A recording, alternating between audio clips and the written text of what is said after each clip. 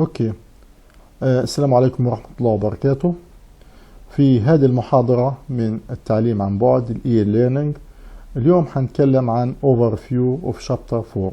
احنا already خلصنا Chapter 4، تحدثنا في 3 محاضرات عن هذا الشابتر، والآن كما عودتكم في Chapter 3 بعد ما خلصنا عملنا له Overview أو ملخص.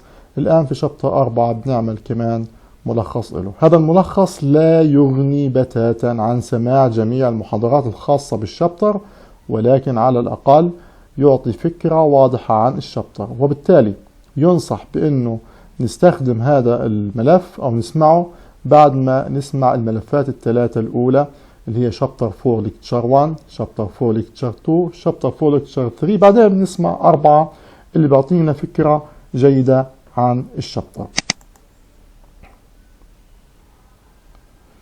احنا عارفين انه شابتر 4 كان بيتكلم عن حاجة مهمة اسمها الفايتو ريميديشن، البايو ريميديشن.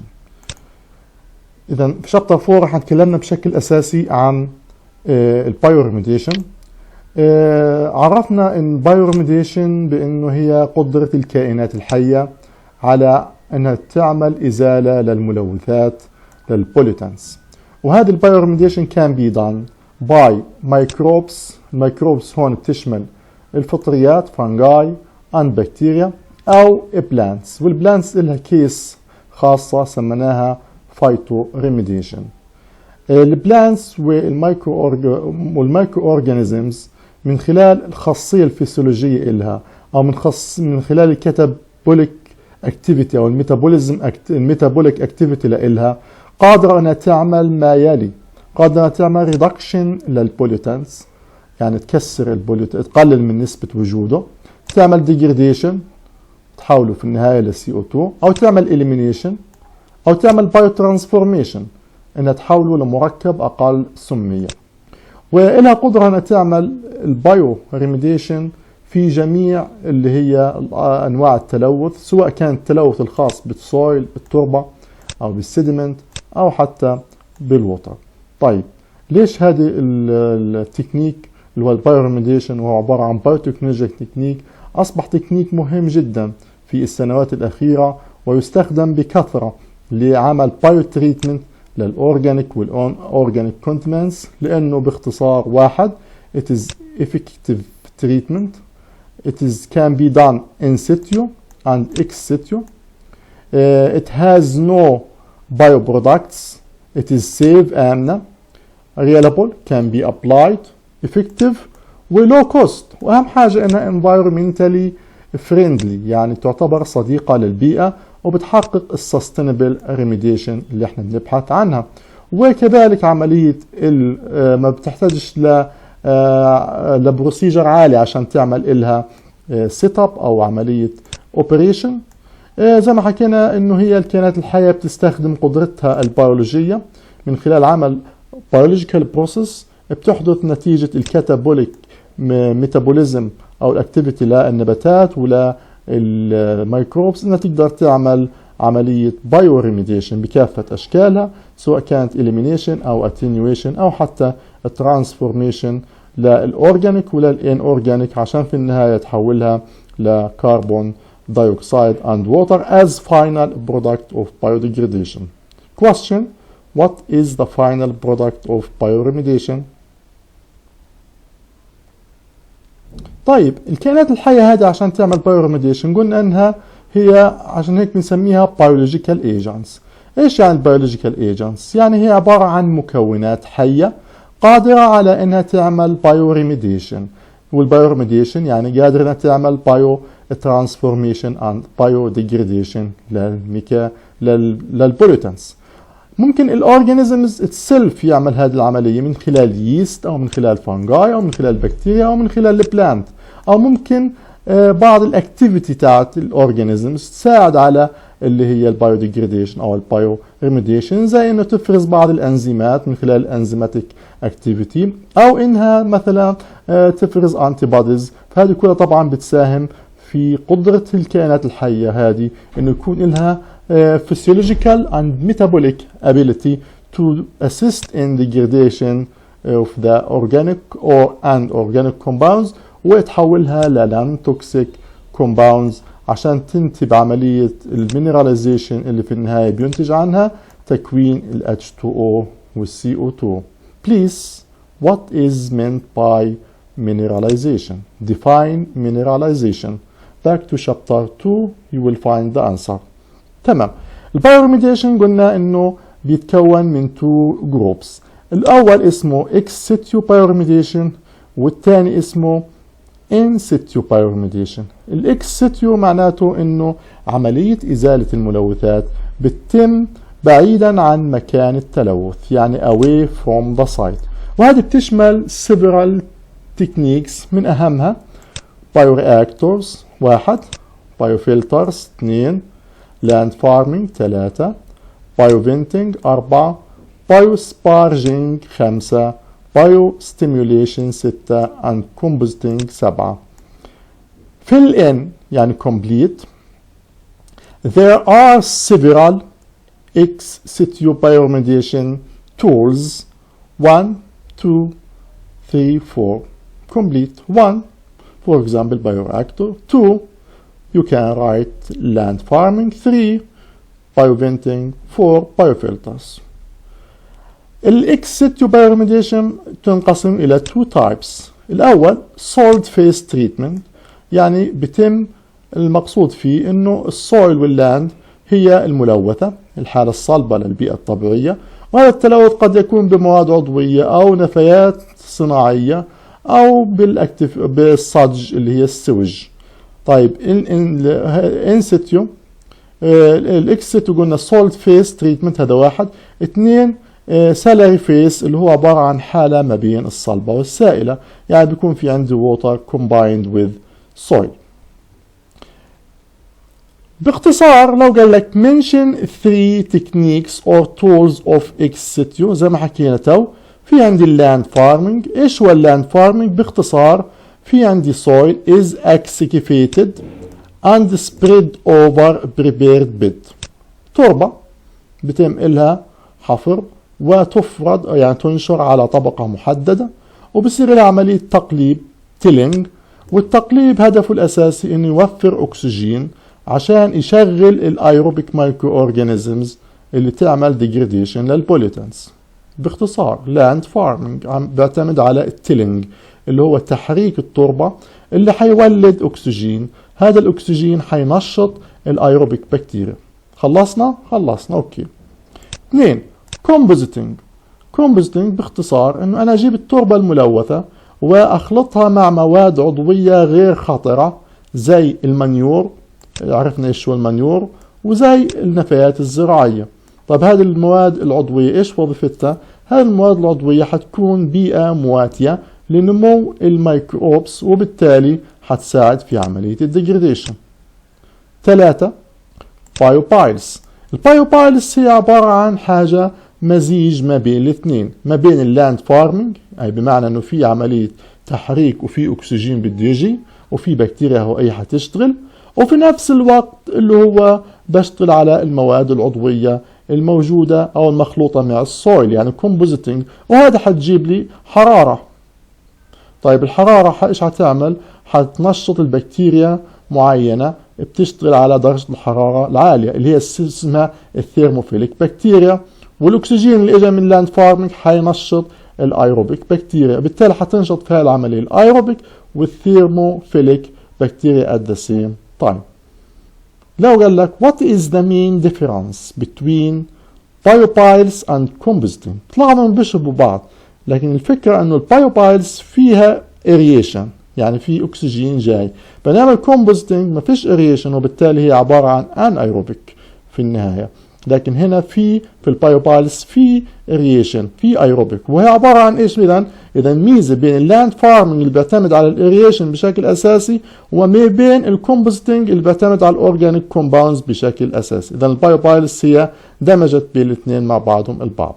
البايورياكتورز بسيط زي ما اخذنا في كورس الفايتوبايوتكنولوجي، عبارة عن كونتينر، والكونتينر بيكون بداخله باراميترز معينة، بيكون مايكروبس، بيكون بي اتش محددة، بتكون عادة للبايو تريتمنت للأورجانيك كونتمنتس، وعادة بتكون يا في الليكويد، الكونتينر ما بيكونش في حالة صلبة، يا بيكون ليكويد يا بيكون سالاريز، يعني بيكون مادة مائعة.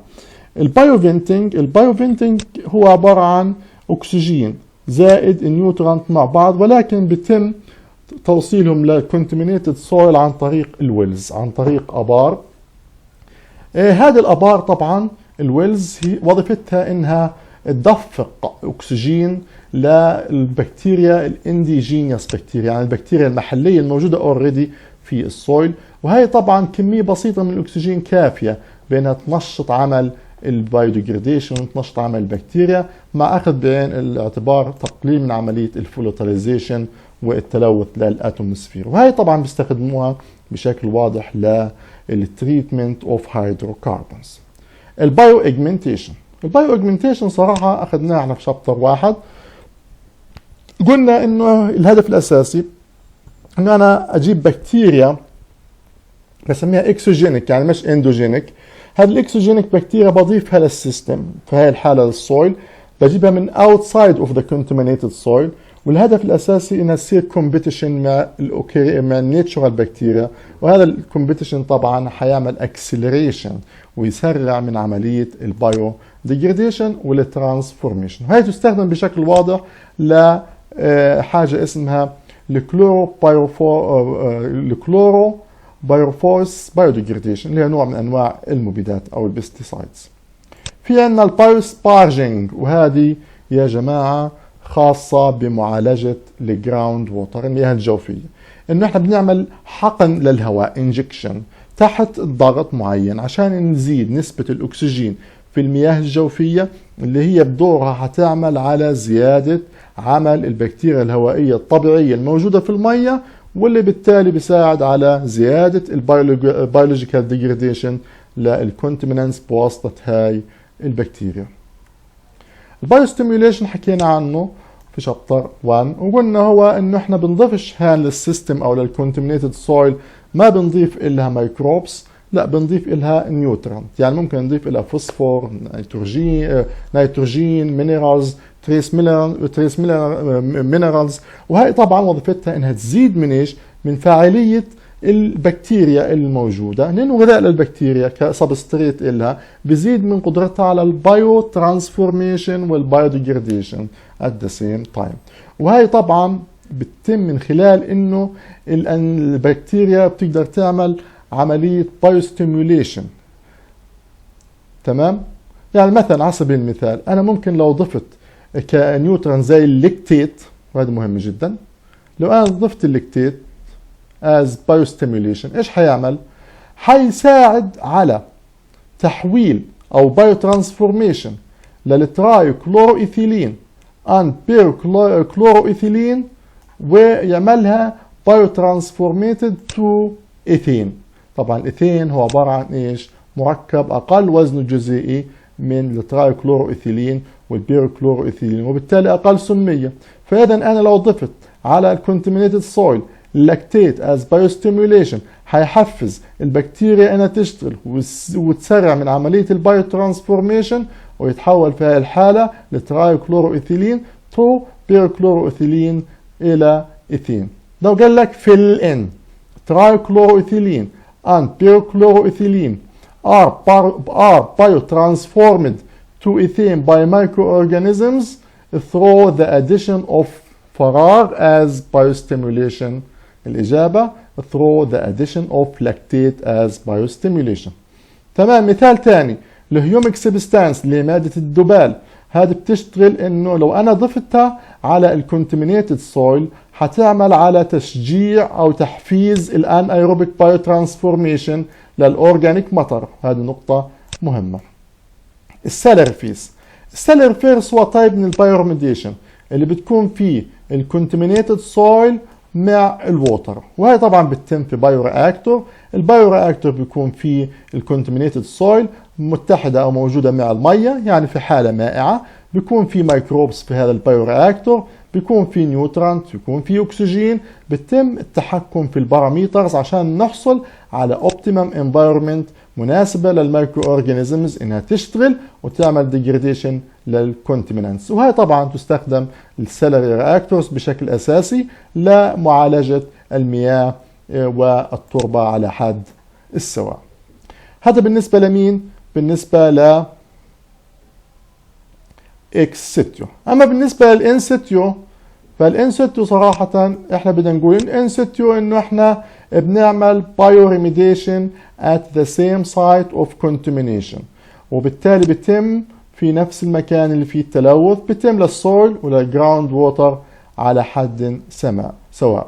وهي طبعا تشتغل من خلال اضافة بكتيريا اندوجينيوس يعني من داخل النظام، او بنسميها naturally occurring bacteria، من خلال feeding nutrient and oxygen عشان تزيد الميتابوليزم activity بتاعتها، وبالتالي تساعد على اللي هو الميكرو، تعمل بروموشن للميكروبيال جروث اللي بالنهاية حيزيد من فرصة اللي هو البايوديجريديشن من غير ما اعمل اكسيكيفيكيشن او اعمل ريموف للسول او انقلها لاي مكان ثاني. يعني العملية كلها بتتم at the same site. Please mention one example in your daily life.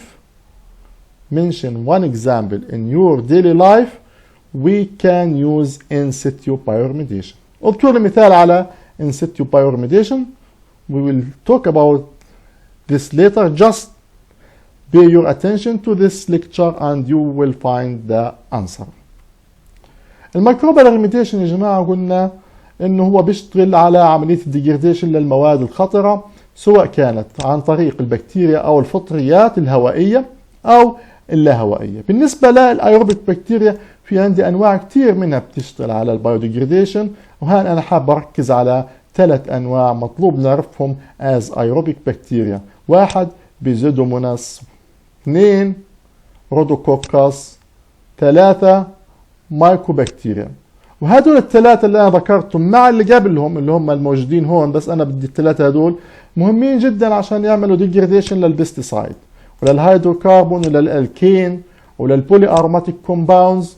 والفكرة الاساسية انهم بيستخدموا هذه المواد الكونتمينانس كسول، كمصدر للكربون وللانرجي.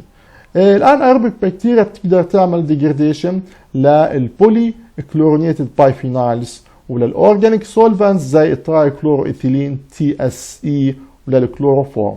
طبعا عمليه البايوديجريديشن بالنسبه للايروبيك بكتيريا بتتم عن طريق انزيمات اسمها زي على سبيل المثال بايوكسجينيزز. اوكسجينيز جاي من اكسجين، يعني انه هذا انزيمات بتشتغل بتساعد البكتيريا الهوائيه انها تعمل بايوديجريديشن، وزي المونو اوكسجينيسز، وهذول مهمين جدا للايروبيك اورجانيزمز، مهمين جدا في عمليه الترانسفورميشن والمينراليزيشن للزينوبايوتكس اللي هي السينثيتيك اورجانيك كومباوندز. بينما الان ايروبيك بكتيريا بتروح بتستخدم ايش في الديجريديشن او في البايوديجريديشن؟ بتستخدم رينج من الالكترون اكسبتورز زي الNO3، عوامل بتساعد على عمليه الاختزال، والحديد والمنغنيز والSO4 والCO2. وبتعتمد طبعا حسب ايش موجود فيها من خلال اعتمادها على حاجه اسمها ريدوكس كونديشنز. عندنا الميثين مونو اوكسجينيزز، هذه طبعا انزيم مهم جدا بيساعد على تكسير او عمل ديجريديشن لعده سبستريتس زي الكلورينيتيك الفاتيك، الترايكلوروإيثيلين and 1,2-دايكلوروإيثيلين. وهذا ذكرنا في انواع لابد من حفظها. في عندنا الكونتمينانس والبكتيريال سبيشيز. يعني البي سي بي بدنا نعرف انه بصير لها كونتمينيتد باي بايوديجريديتد باي رودوكوكاس، والميلاثيون بواسطه الاسبوربيليا الاوزوسبيريليوم، والهيدروكربون بتشتغل عليها اللي هي الباسيلاس، الستافيلوكوكاس والستريبتوكوكاس والانتروباكتر. الاروماتيك هيدروكربونز بتشتغل عليها المايكوبكتيريا والرودوكوكاس والباسيلاس. والبي سي بي برضه ممكن تشتغل عليها بالاضافه للرودوكوكاس البيزودومينانس، والبيستيسايدز والكلوروبايروفوس والدي دي تي بتشتغل عليها الباسيلاس، بتقدر تعملها ديجريديشن، والستافيلوكوكاس والستينوتروفوموناس. والدايز بانواعها المختلفه بتشتغل عليها البيزودومينانس والانتروكوكاس. والميتالز او الهيفي ميتالز بتشتغل عليها انواع من الباسيلس. بالنسبة للفطريات الفانجاي في عندنا الاويل هيدروكربونز can be degraded by several species of fungi خصوصا من الجينيوس اسبرجيلاس والجينيوس بنسيليوم. الالفاتيك هيدروكربون ممكن يصير له عملية ديجراديشن بواسطة الكليسودوبوريوم سبوريوم والاسبرجيلاس، واليورانيوم المعاصر مشع الثوريوم اورايزوبياس. والخميرة بأنواعها المختلفة لها قدرة أنها تعمل ديجراديشن للألكين وللديزل وللأنالين أوزو دايز.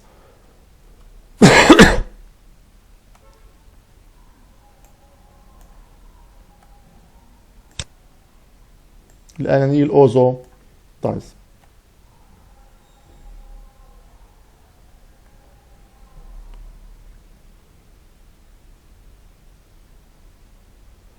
الميكانيزم of removal of contaminants by microbes بتختلف. في عندي الانورجانيك contaminants، هذه طبعا بتشتغل على ازاله المواد الغير عضويه زي الهيفي ميتالز والراديو نيوكلايدز، وهي طبعا بتشتغل من خلال عده ميكانيزم. البايو ابسوربشن مثلا طبعا احنا شرحناه، بس احنا زي ما قلنا هذا شابتر مختصر، يعني مش بالضروره نمر على كل شيء بالتفصيل، لكن احنا بنعطيكم فكره. بايوسوربشن، بايوليتشنج. 2 بايومينراليزيشن. وات از بايومينراليزيشن؟ لازم تعرف what is biomineralization used for. والintercellular accumulation and enzyme catalyzed transformation. طبعا بالنسبه لهذه البكتيريا اللي بتشتغل على الانورجانيك ممكن تكون هوائيه وممكن تكون لا هوائيه، وفي النهايه طبعا بتبدا عمليه مهاجمه المواد العضويه او الاورجانيك بوليتنس بالبكتيريا الهوائيه من خلال الاكسيديتيف بروسيس في الاول، بعدين بتشتغل الانزيمات من خلال انزيمات الاكسجينيسيس والبيرتوسيزز اللي بتكمل عمليه الديجراديشن للاورجانيك ماتر. في عندنا الكروم يام بي 450 الكين هيدروكسيليسيس، وهذا عباره عن ايش؟ وات از ذس؟ انزيم بيلعب دور مهم في الميكروبيال ديجراديشن للاويل وللكلورينيتد هيدروكربون وللفيول اديتيفز وللمركبات كتير. بدي اقول انه الديجراديشن اوف هيدروكربون دائما بيتم في الايروبيك كونديشن، وهذا مهم جدا لازم نعرفه. بالنسبه للديجراديشن اوف زيانوبيوتكس دائما بيتم في الايروبيك بمساعده انزيم الاكسجينيسيس. بالنسبه للديجراديشن اوف البي سي بي اس كلورينيتد بايفينايلز، هذه بتتم حسب كلورينيتد بايفينايلز بتتم او بولي كلورينيتد بايفينايلز بتتم حسب حجم الكتله الجزيئيه للكومباوند. اذا كان هاير معناته بتتم بواسطه ان ايروبيك مايكرو اورجانيزمز من خلال عمليه ريدكشن، لانه كبيره بدي اعملها ريديوسنج لسمبل كومباوند. ولكن اذا كانت لور كلورينيتد بايفينايلز فبتتم من خلال عمليه اكسده بواسطه الايروبيك بكتيريا. لو قال لك how PCPS is biodegraded aerobically, anaerobically, both of them. So multiply, choose answer. Question: how polychlorinated biphenyls are biodegraded or biotransformed through 1 aerobic condition أو aerobic microorganisms. 2 anaerobic microorganisms. 3 both of them. 4 none of them. What is the answer? If anybody has the answer, please just let me know. بعدين ناخذ الفانجاي. الفانجاي زي ما انتم عارفين برضه بتشتغل على الديجراديشن اوف مايكروبيوتا زيها زي البكتيريا، وبتشتغل من خلال الهيفال سيستم تاعها ومن خلال المايسيليوم. نيجي للفايتوريميديشن. الفايتوريميديشن هذا حاجة خاصة بالنبات، هي قدرة النباتات انها تعمل ريموف وميتابوليزم وديجراديشن للاورجانيك وللانورجانيك بشكل عام ولكل الكونتمينانتس سواء ميتال او هيدروكربون او دايس او توكسيك. طبعا تعتبر عملية مهمة جدا لانها اول حاجة لونج تيرم ولو كوست وانفايرمنتالي applicable وبتحقق الانفايرمنتال sustainability. What is meant by environmental sustainability? Okay, please try to answer. what is meant by environmental sustainability. وكمان لها قدرة على انها removing of degrading virus organic and inorganic.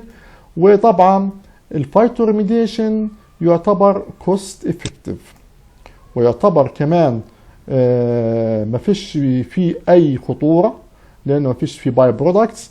لكن السؤال بيطرح نفسه، what is the three main أو major goals of phytoremediation؟ واحد، إنه phytoremediation ممكن يستخدمه في عملية استخلاص الميتالز المعادن. اثنين، إنه هذا عملية risk minimization ما فيش فيها أي خطورة.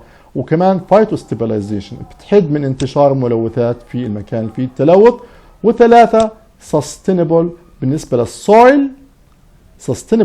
للسويل. بتخلي السويل مانجمنت مهم كتير، بتزيد من الفيرتيليتي تاعت السويل والاستابيليتي تاعت السويل، وبالتالي بتزيد من المحصول الكروب جروث من غير ما استخدم اي مواد كيميائيه. Again, what is the environmental sustainability?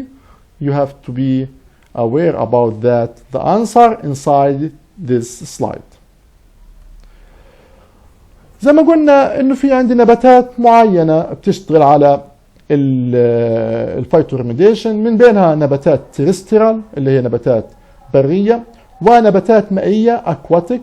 وطبعا هذا بيعتمد على حاجات معينه، يعني مش اي نبات باخده، لازم فرايتيز معينه، يعني بيعتمد على الفرايتيز، بيعتمد على الكالتيبارس، وبيعتمد على الجينوتايبس. والجينوتايبس هنا مهمه جدا، السلاله الوراثيه للنبات.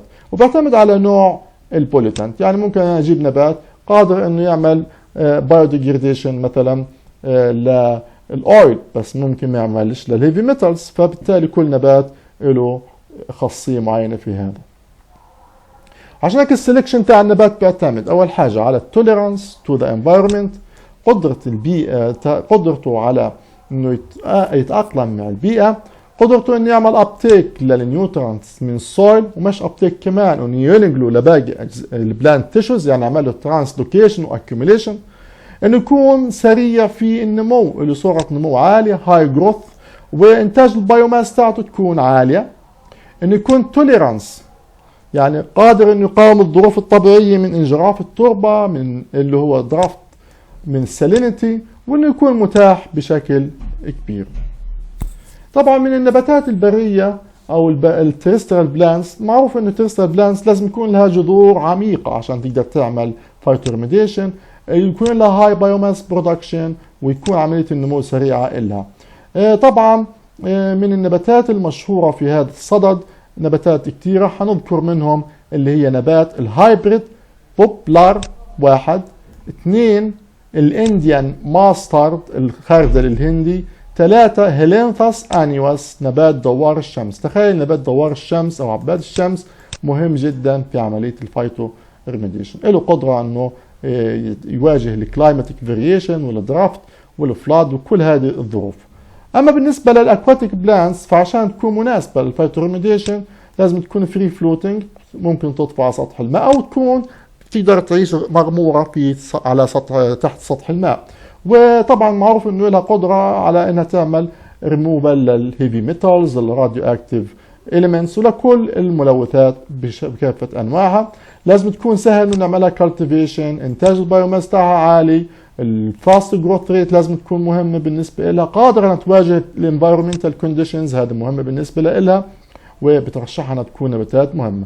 من الاكواتيك سبيشيز اللي لازم نعرفها ولا قدرة ان تعمل فايتو ريميديشن، اول حاجة الووتر فيرنز اللي هي عبارة عن الصراخص المائية، وووتر ليتس خس الماء، ووتر هايسنث، وووتر كريس، يعني كلها من شلة الووتر، والدارك ويدز، والووتر فيلفت.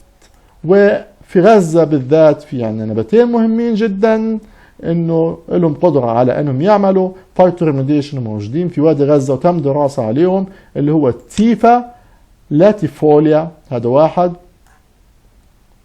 والفراجمايتس اللي هو الكومون سيدز. So mention two plants that are growing around Wadi Gaza and can be used in phytoremediation. What is the answer? The answer in this slide. لكن عملية البايوريميديشن بتتم عن طريق عدة بروسيس. mention the process أو the different process of phytoremediation. واحد phyto extraction، وهذه لها علاقة بالاكستراكشن أو البايو مايننج، يعني خاصة بالتخلص من inorganic pollutants وتستخدم بشكل أساسي في البايو مايننج. What is the bio mining؟ البايو مايننج you have to know إنه بتستخدم في استخلاص المعادن. عند الفايتو ديجريديشن اللي هو له علاقة بالأورجانيك كومباوند أو الأورجانيك اللي هو بوليتانس. والفايتو فولوتاليزيشن إنه النبات قادر على إنه يحول الهيفي ميتالز لفولوتايل مولكيولز. وريزو فلتريشن والفايتو فلتريشن والفايتو ستابلايزيشن بشكل عام. الان اورجانيك إلها الفايتو اكستراكشن والفايتو ستابلايزيشن، هذول خاصين بالان اورجانيك، بينما الاورجانيك تشتغل بشكل اساسي على الفايتو ديجريديشن وعلى الفايتو ستيميوليشن وعلى الفايتو باي ترانسفورميشن. انصر في الان بنقول organic pollutants can be removed by several or different bioremediation processes such as 1, 2, while inorganic pollutants can be removed by other processes of bioremediation such as 1, 2. الفايتو اكستراكشن والفايتو اكيوميليشن احنا بدناش نتكلم بالتفصيل لانه احنا حكينا عنهم، لكن بتبدا العمليه انه جذور النبات بتعمل عمليه ابتيك للبوليتانت وبعدين بيصير لها ترانسلوكيشن، يعني بتنقل لكل بلانت تيشوز للشوت سيستم. وهي طبعا تستخدم في الهيفي ميتالز وبيستخدموها زي ما حكيت لكم في الفايتو مايننج او في البايو مايننج. وات از ذا بايو مايننج؟ يعني لازم تعرف ايش هو البايو مايننج. اما الفايتو ديجريديشن والفايتو ترانسفورميشن فقلنا لهم علاقه بالاورجانيك كومباوند بكافه اشكالهم.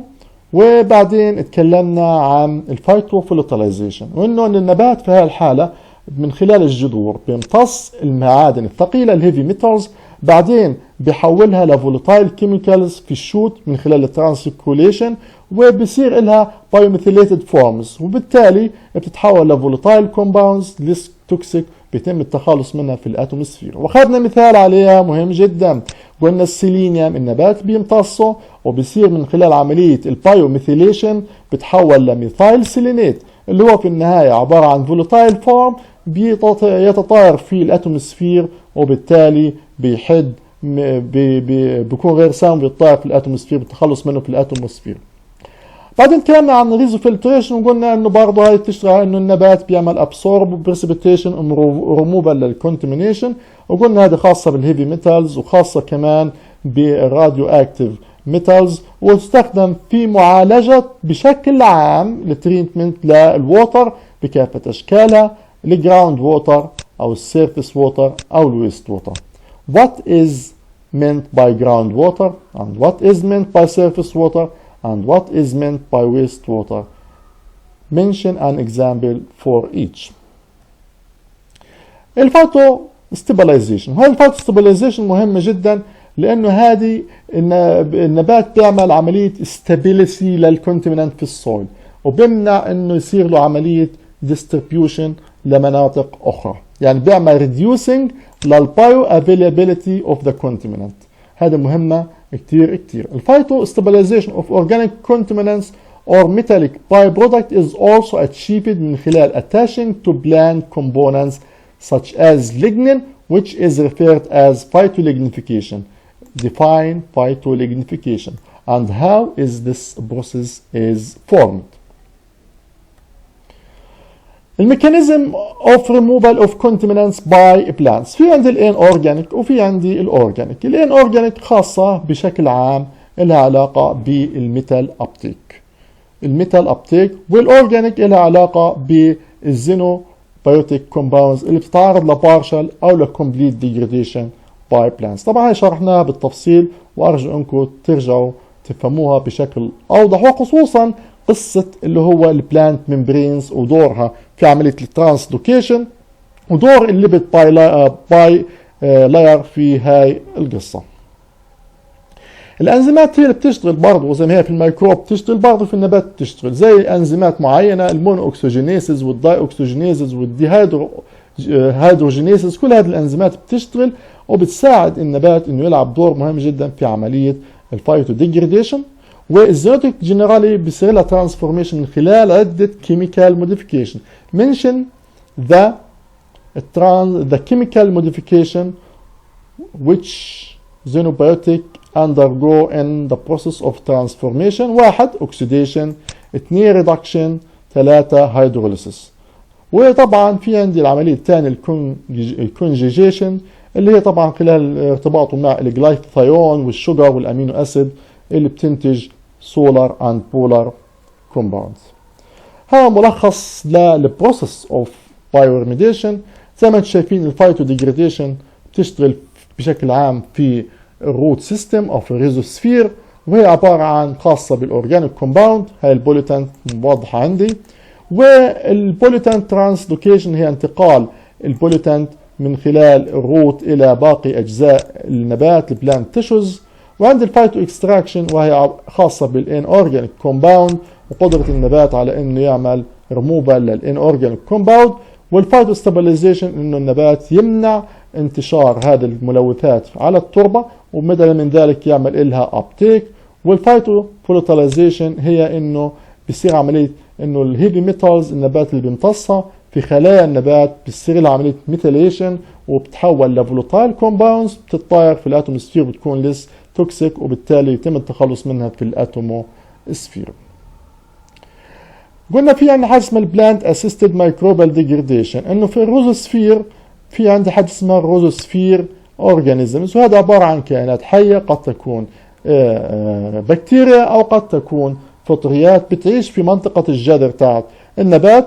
وطبعا بخليها تعيش انه النبات بيفرز مواد شوجر وامينو اسيد وانزيمات، وهذا طبعا مهم جدا لهذه الكائنات للميتابوليزم تاعتها، فبالتالي بتزيد من نمو هذه الميكروبيال اورجانيزمز، وزيادة نموها بتعمل سرعة في اداء النبات في الفايتو ريميديشن، بيصير عملية اكسلريشن. والنبات طبعا بيستفيد انه هذه الكائنات اول حاجة بتحفزه او بتزيد من سرعته على الفايتو ريميديشن، بما فيها الفايتو فولاتيلايزيشن اللي بتتم عن طريق اللي هي الميكروبيال انتر اكشن، اللي اخذنا مثال عليه السيلينيوم على سبيل المثال. وطبعا في نفس الوقت انه الكائنات هذه بتستخدم المواد اللي بيفرزها جذر النبات زي الشوجر والامينو اسيد لعمليه الميتابوليزم. والنباتات برضه بتساعد الميكروبس ايضا بتساعد النبات على انه يتخلص من الباثوجينز او ما يصيرلوش انفكشن. هذا السلايد يا ريت تقروها بالتفصيل لنا سلايد شيقه جدا بتوضح العلاقه بين الميكروبس والنبات في منطقه الروزوسفير.